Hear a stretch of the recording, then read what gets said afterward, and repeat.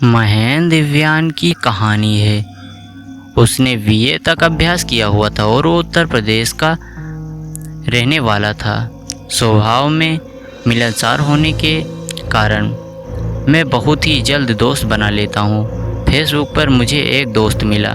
उसने मुझे मुंबई घूमने के लिए आमंत्रित किया। मुझे पहले से ही मुंबई जाने की बहुत ही इच्छा थी, इसीलिए मैंने मुंबई जाने का पक्का किया। लेकिन मुझे नहीं पता था कि मेरी ये छुट्टियां बहुत ही भयानक तरीके से ख़त्म होगी। आज भी वो उस साखी कपड़े पहने हुए भूत के बारे में सोचता हूँ तो मेरे मुंह में चीख निकल जाती है। मुंबई में मेरे दोस्त प्रतीक ने रेलवे स्टेशन के पास वाला घर मुझे रहने के लिए जगह दिया। 10 दिन की छुट्टियों में जुहू चौपाटी,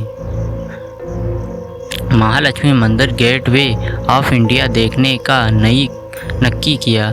प्रतीक नौकरी करता था, इसीलिए उसके पास को दोपहर का खाना देने के जाने को मैंने मदद करने का तय किया। मुझे नहीं पता था कि दोस्त के पिताजी ये मदद मुझे बहुत भारी पड़ने वाली है। मैं मीरा रोड से टिफ़िन लेके जा रहा था। अचानक मेरी नज़र दाईं ओर खासी कलर के कपड़े पहने हुए एक आदमी पे पड़ी। मुझे लगा कि वो एक रेलवे का कर्मचारी होगा। मैंने उसको देखकर अपना सिर थोड़ा हिलाया और उसने भी अपना सिर हिलाया, लेकिन मैं जैसे ही आगे बढ़ा वो आदमी भी रेलवे के पाटे पे आगे चलने लगा। अब मुझे डर के कारण पसीना होने लगा, क्योंकि मुझे लगा कि वो मानसिक रूप से अस्वस्थ है या फिर वो मुझे मर के लूट लेना चाहता है। मैंने अपनी चलने की स्पीड बढ़ाई तो उस आदमी ने भी मेरे साथ दौड़ने लगा।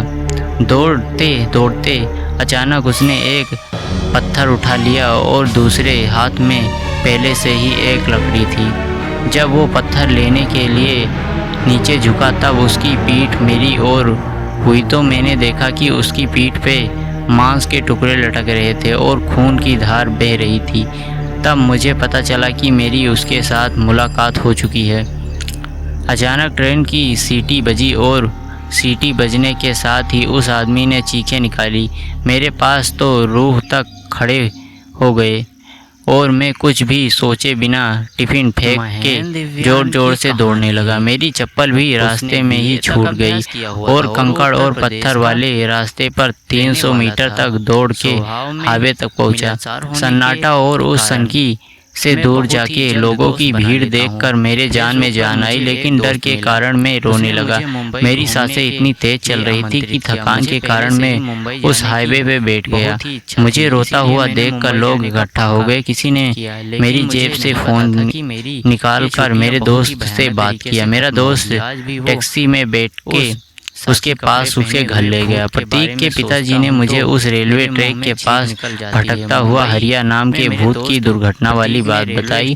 उन्होंने बताया कि हरिया एक रेलवे कर्मचारी था। हरिया का काम ट्रेन के पाटे रिपेयर करने का था और जानवरों को रेलवे के पाटे से दूर रखने का था। हरिया खुद का काम पूरा लगन और मेहनत से करता था। एक दिन एक जानवर का पैर रेलवे के पार्ट में फंस गया था। हरिया ने देखकर पाटे की ओर भागा और अपना पूरा ताकत लगा के वो जानवर का पैर निकालने की कोशिश करने लगा और उसी वक्त अचानक से ट्रेन आ गई।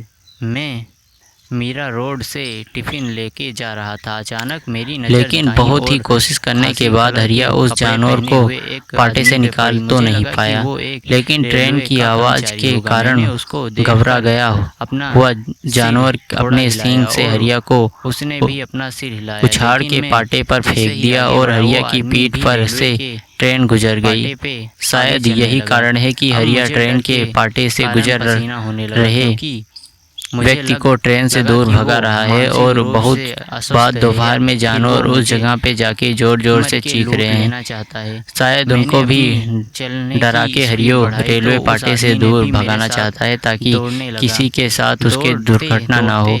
10 दिन की छुट्टियां 4 ही दिन में पूरी करके ट्रेन से बदले बस में वापस अपने गांव चला आया।